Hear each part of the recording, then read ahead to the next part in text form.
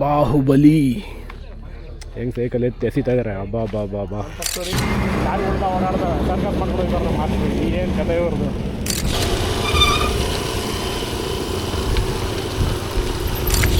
ತೊಳೆ ಇದ್ದಂಗಿದೆಯಲ್ಲ, ಕಚ್ಬೇಡ ಕಣ ಸುಮ್ಮನಿರ. ಆ 30 ಲಕ್ಷ ಏಕಾಏಕಿ ಒಂದೇ ಫೇಸಲ್ಲಿ ಇನ್ವೆಸ್ಟ್ ಮಾಡೋದಕ್ಕೆ ಆಗಲ್ಲ. ಗೊಬ್ಬರ ಗ್ಯಾಸ್ ಇದು ಹೊಸ ಟೆಕ್ನಾಲಜಿ, ಫಸ್ಟ್ ಈ ಥರ ಇರಲಿಲ್ಲ.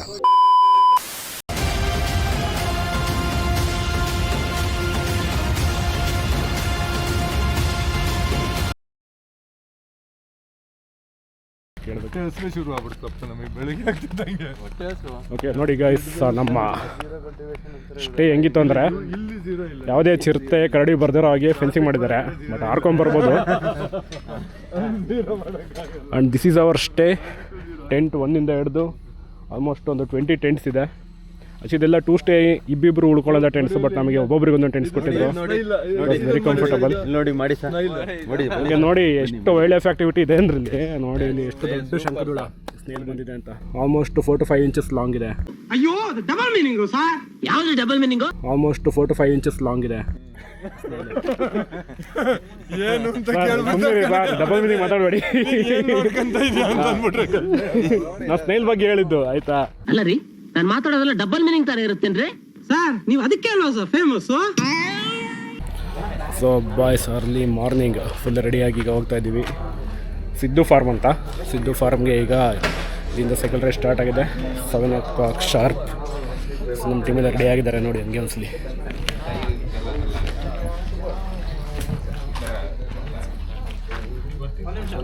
ಬಾಹುಬಲಿ ಇದ್ದಾರೆ. ಬಾಹುಬಲಿ ಹೆಂಗೆ ಸೈಕಲ್ ಎತ್ತಿ ಎಸಿತಾ ಇದ್ದಾರೆ. ಹಬ್ಬ ಹಬ್ಬ ಹಬ್ಬ ಹಬ್ಬ. Okay, you start Kiran. What is your? ಕಿರಣ್ರವರು ಅಮೋಘವಾಗಿ ಮುನ್ನಡೆಯುತ್ತಿದ್ದಾರೆ.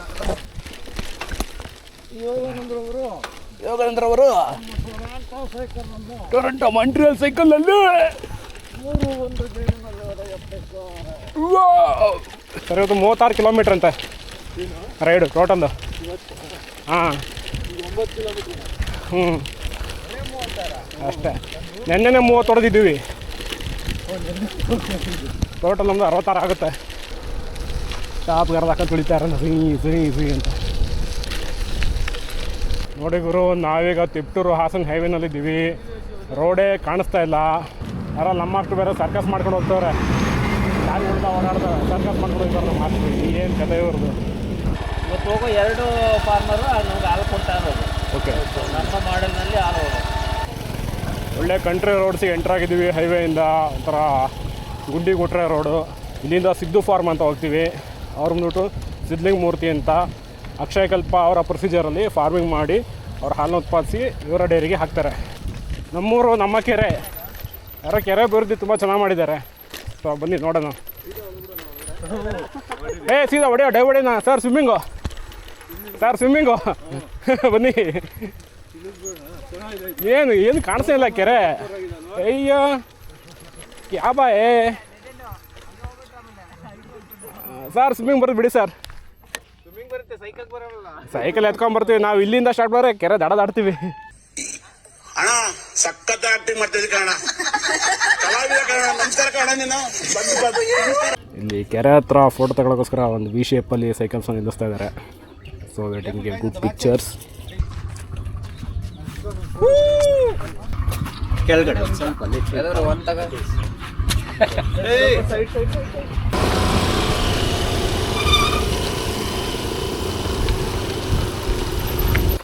ಇವಾಗ ಸಿದ್ದು ಫಾರ್ಮಿಗೆ ಬಂದಿದ್ದೀವಿ. This is Siddu form.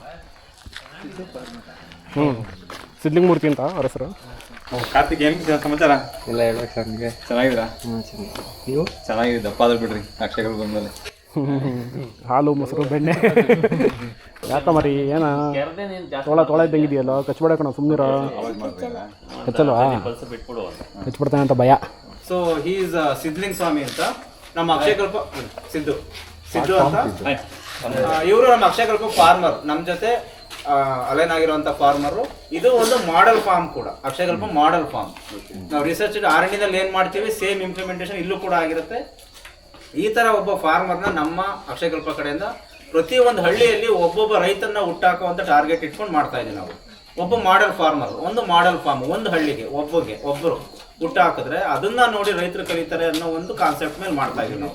5 ವರ್ಷದಿಂದ ನಮ್ಮ ಜೊತೆ ಇದ್ದಾರೆ ಇವರು. ಅವ್ರ ನಿಮ್ಮ ಬಗ್ಗೆ ಸ್ವಲ್ಪ ಅವ್ರ ಎಕ್ಸ್ಪೀರಿಯನ್ಸ್ ನ ಶೇರ್ ಮಾಡ್ತಾರೆ ನಿಮಗೆ. ನೀವು ಅವ್ರ ಜೊತೆ ನನ್ನ ಜೊತೆಗೆ ಅವ್ರ ಜೊತೆ ಇಂಟರಾಕ್ಟ್ ಮಾಡೋದ್ರಿಂದ ಚೆನ್ನಾಗಿರುತ್ತೆ ನಿಮಗೆ. ಫಸ್ಟ್ ಎಲ್ರಿಗೂ ನಮಸ್ಕಾರ. ನಿಮ್ಮ ಒಂದು ಸೈಕಲ್ ಒಂದು ಜಾತೆಗೆ ಏನಿದೆಯೋ ಈಗ ಆಕ್ಟಿವಿಟಿ ಮಾಡಿದ್ರೆ ಅದಕ್ಕೆ ಅಕ್ಷಯಕಲ್ ಪರವಾಗಿ ಮತ್ತು ನಾನು ವೈಯಕ್ತಿಕವಾಗಿ ಸ್ವಾಗತ ಬಯಸ್ತೀನಿ. ಇವತ್ತು ಏನು ನಂಬರ್ ಇದೆಯೋ ಯಾಕಪ್ಪ ಅಂದ್ರೆ ಮೇ ಬಿ ಆ ಪರ್ಸನ್ ಅಂತ ನೋಡ್ತಾ ಇಲ್ಲ. ಫಸ್ಟಿಂಗ್ ಲಾಸ್ಟ್ ಒಂದು 6 months ಬ್ಯಾಕಲ್ಲ ಹೋದೆ ಮೇ ಬಿ ಒಬ್ಬ ಹುಡುಗ ಬಂದಿದ್ದ. ಮೇ ಬಿ ಈ ಪ್ರೋಗ್ರಾಮ್ ಎಲ್ಲಿ ರನ್ನಿಂಗ್ ಆಗುತ್ತೋ ಇಲ್ವೋ ಅಂತ ಅಂದ್ಕೊಂಡಿದ್ದೆ. ಏನೋ ಒಂದು ಉದ್ದೇಶ ಇಟ್ಕೊಂಡು ಹೊರಟಾಗ ಅರ್ಡರ್ಸ್ ಬರುತ್ತೆ.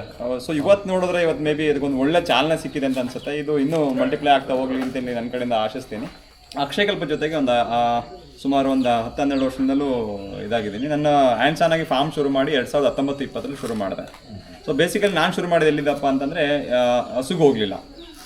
ಫಸ್ಟು ಕರು ಸಾಕಾಣಿಕೆಯಿಂದ ಶುರು ಮಾಡಿದ್ದು. ಕರು ಸಾಕಾಣಿಕೆ ಆಯ್ಕೆ ಮಾಡ್ಕೊಳ್ಳೋದು ಕಾರಣ ಏನಪ್ಪ ಅಂತಂದರೆ, ಒಂದು ಇದೆಲ್ಲ ನೀವೇನು ನೋಡ್ತಾ ಇದ್ರಿ ವ್ಯವಸ್ಥೆ ಮಾಡೋದಕ್ಕೆ ಸುಮಾರು ಬಂಡವಾಳ ಬೇಕಾಗುತ್ತೆ, ಒಂದು ಕಲಿಕೆ ಬೇಕಾಗುತ್ತೆ.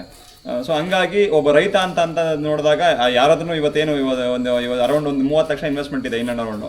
ಆ 30 ಲಕ್ಷನ ಏಕಾಏಕಿ ಒಂದೇ ಫೇಸಲ್ಲಿ ಇನ್ವೆಸ್ಟ್ ಮಾಡೋದಕ್ಕೆ ಆಗಲ್ಲ.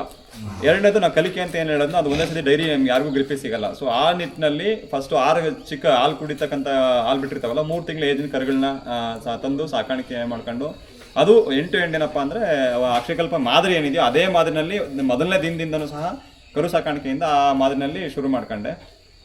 ಒಂದು ಹಂತದವರೆಗೂ ಸಾಕ್ತಾ ಹೋದೆ. 6 ಕರುಗಳನ್ನ ಸಾಕ್ದಾಗ ಏನಾಗುತ್ತೆ, ಅದನ್ನ ನಿಭಾಯಿಸ್ತಕ್ಕಂಥ ಖರ್ಚುಗಳು ಜಾಸ್ತಿ ಬರುತ್ತೆ. ಸೊ ಅದಕ್ಕೆ ಅದನ್ನ ಹೊರಗಡೆಯಿಂದ ಮನೆ ಆದಾಯನ ಇಟ್ಕೊಂಡು ಮಾಡೋದಕ್ಕಾಗಲ್ಲ.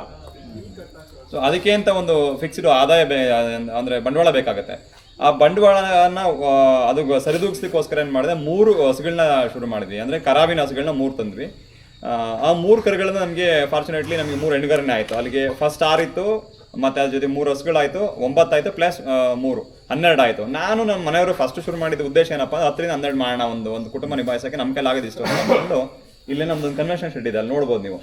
ಆ ಶೆಡ್ಡಲ್ಲಿ ಶುರು ಮಾಡಿದ್ದು 2019-20 ಅಲ್ಲಿ ಶುರು ಮಾಡಿದ್ದು. ಈ ಏರಿಯಾ ಏನು ನೋಡ್ತಾ ಇದೀವಿ ಕಂಪ್ಲೀಟ್ಲಿ ಪಡಾಕ್ ಏರಿಯಾ ಮಾಡ್ಕೊಂಡು ನಾನು ಹೇಳಿದ್ನಲ್ಲ ಅಕ್ಷಯಕಲ್ ಮಾದರಿನಲ್ಲಿ ಸಿಂಪಲ್ ಆಗಿ ಅದಕ್ಕೆ ಬೇಕಾಗಿರ್ತಕ್ಕಂಥ ಅವತ್ತಿನ ನಮ್ಮ ಒಂದು ಗುರಿ ಅಷ್ಟಿತ್ತು, ಸಾಕು ಒಂದು 10-12 ಮಾಡೋಣ ಅಂತೇಳಿ. ಅದಕ್ಕೆ ಒಂದು 25-30 ಟನ್ ಕೆಪಾಸಿಟಿ ಸೈಲೇಜ್ ಮಾಡ್ಕೊಂಡು ಶುರು ಮಾಡಿದ್ವಿ. ಸೊ ಒಂದು 6 ತಿಂಗಳು ರನ್ ಮಾಡೋ ಅಷ್ಟೊತ್ತಿಗೆ ನಮಗೇನಾಯಿತು, ಅಲ್ಲಿ ಅದರದೇ ಆದ ಒಂದು ಚಾಲೆಂಜಸ್ಸು ಫೇಸ್ ಮಾಡ್ತಾ ಹೋದ್ವಿ. ಜೊತೆಗೆ ಏನಾಯ್ತಪ್ಪ ಅಂತಂದರೆ ಅದಕ್ಕಿಂತ ಮುಂಚೆ ಸ್ವಲ್ಪ ಸಂಪಾದನೆ ಮಾಡ್ತಾ ಇದ್ದು. ಆ ಸಂಪಾದನೆ ನಮಗೆ ನನ್ನ ಈಗೇನು ಡೈರಿ ಶುರು ಮಾಡೋಣ ಆ ಸಂಪಾದನೆಗಿಂತ ಈ ಸಂಪಾದನೆ ಕಡಿಮೆ ಆಗ್ತಾ ಬಂತು. ಸೊ ನಾವು ಅದಕ್ಕೆ ನಾವು ಮುಂದಕ್ಕೆ ಹೋಗ್ಬೇಕು ಹೊರತು ಹಿಂದಕ್ಕೆ ಆದಾಯನ ಯಾವ ರೈತ ಆಗಲಿ ಒಬ್ಬ ಸಾಮಾನ್ಯ ವ್ಯಕ್ತಿ ಆಗಲಿ ಯಾರೂ ನಿರೀಕ್ಷಿಸಲ್ಲ. ಸೊ ಅದಕ್ಕೋಸ್ಕರ ನಾವು ಇದರಿಂದ ಈಗ ನಮ್ಮ ಸಮಯನ ತೊಡಗಿಸ್ಕೊಂತ ಇದ್ದೀವಿ. ಅದಕ್ಕಿಂತ ಮುಂದುವರಿಸಬೇಕು ಅಂತ ಯೋಚನೆ ಮಾಡ್ಕೊಂಡು ಒಂದು 6 ತಿಂಗಳು 7 ತಿಂಗಳಲ್ಲೇ ನಮಗೆ ರಿಯಲೈಸ್ ಆಯಿತು. ಸೊ ಇದಕ್ಕಿಂತ ದೊಡ್ಡ ಮಟ್ಟದಲ್ಲಿ ಮಾಡಲೇಬೇಕು, ಅತ್ತಲ್ಲ ನಮ್ಮ ಪೊಟೆನ್ಷಿಯಲ್ ಅತ್ತಲ್ಲ, ನಮಗಿನ್ನೂ ಜಾಸ್ತಿ ಬೇಕು ಅನ್ನೋದಕ್ಕೋಸ್ಕರ ಒಂದು 20-25 ಹಸು ಸಾಕಾಣಿಕೆ ಮಾಡೋಣ ಅಂತ ನಿರ್ಧಾರ ಮಾಡಿದ್ವಿ ಫ್ಯಾಮಿಲಿ ಕೂತ್ಕೊಂಡು. ಸೊ ಆ ಟೈಮಲ್ಲಿ 6 ತಿಂಗಳಲ್ಲೇ ಈ ಶೆಡ್ನ ಯೋಚನೆ ಮಾಡ್ಕೊಂಡು ಇದನ್ನ ಒಂದು ಕಂಪ್ಲೀಟ್, ಅದು ಕನ್ವೆನ್ಷನ್ ಶೆಡ್ ಇತ್ತು. ಸೊ ಎರಡನೇದಾಗ ನಾವು ಹೋಗ್ತಿದ್ದೀವಿ ಅಂತಂದ್ರೆ ಮತ್ತೆ ಅದೇ ಕನ್ವೆನ್ಷನ್ಗೆ ಹೋಗೋದು ಬೇಡ. ಅಕ್ಷಯಕಲ್ಪ ಮಾದರಿ ಏನಿದೆಯೋ ಒಂದು ಈ ಶೆಡ್ ಡಿಸೈನ್ ಎಲ್ಲ ಏನಿದೆಯೋ ಇದು ಟೆಕ್ನಿಕಲಿ ತುಂಬ ಸಿಂಪಲ್ ಡಿಸೈನ್ ಇದೆ, ಮತ್ತು ಕಾಸ್ಟ್ ರಿಡಕ್ಷನ್ ಇದೆ. ನಾವು ಬೇರೆ ಥರಕ್ಕೆ ನಮ್ಮ ಹಿಂದೆ ಎಲ್ಲ ಏನು ಮಾಡ್ತಿದ್ವಿ ಆ ಥರ ಶೆಡ್ ಮಾಡೋದಕ್ಕೆ ಹೋದರೆ ತುಂಬ ಬಂಡವಾಳ ಬೇಕಾಗುತ್ತೆ.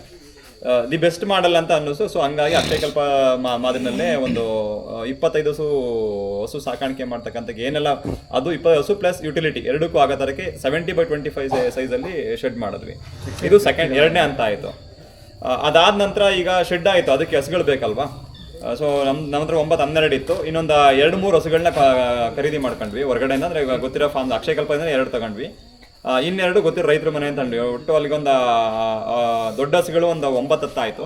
ಅಲ್ಲಿಂದ ಶುರು ಮಾಡ್ಕೊಂಡು ಒಂದೂವರೆ ವರ್ಷ ರನ್ ಮಾಡಿದ್ವಿ. ರನ್ ಮಾಡಿ ಆದಮೇಲೆ ನಂತರ ಏನಾಯಿತು, ಅಲ್ಲೂ ಏನಾಯಿತು, ಇನ್ನು ಕೆಲವು ಏನೋ ವ್ಯಾಲ್ಯೂ ಅಡಿಷನ್ ಮಾಡಬೇಕು ಅಂತ ಹಂತದಲ್ಲಿ 3rd ಫೇಸಲ್ಲಿ ಈಗ ನಾವೇನು ಅದಕ್ಕಿಂತ ಮುಂಚೆ ಎಲ್ಲ ನಮ್ಮ ತೋಟ ಗೊಬ್ಬರ ಕೊಡಬೇಕಿತ್ತಲ್ಲ, ಒಂದು ಉದ್ದೇಶ ಬಂದು ನಮ್ಮ ಸಂಪಾದನೆ. ಎರಡನೇದು 10 ಎಕರೆ ಜಮೀನು ಅಂತ ಏನಿತ್ತು ಆ ಜಮೀನಿಗೆ ನಮಗೆ ಸಮರ್ಪಕವಾಗಿ 1 kg ಹೊರಗಡೆಯಿಂದ ಎಲ್ಲೂ ಗೊಬ್ಬರ ಕೊಡೋದಲ್ಲೇ ನಮ್ಮ ಫಾರ್ಮಿಂದಲೇ ನಾವು ಉತ್ಪತ್ತಿ ಮಾಡಿ ಕೊಡಬೇಕು ಅನ್ನೋ ಉದ್ದೇಶ.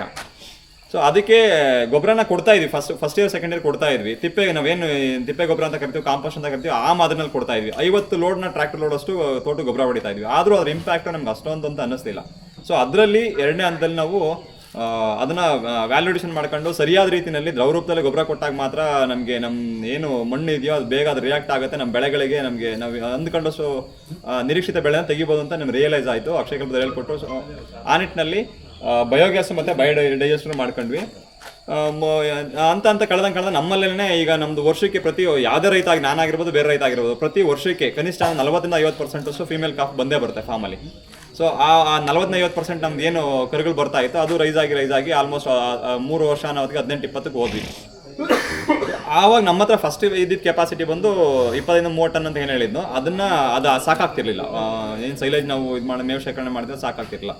ಅದನ್ನು ಮುಂದುವರೆದ ಭಾಗವಾಗಿ ಇನ್ನೊಂದು 70 ಟನ್ ಕೆಪಾಸಿಟಿಗೆ ಸೈಲೇಜ್ ಮಾಡ್ಕೊಂಡ್ವಿ.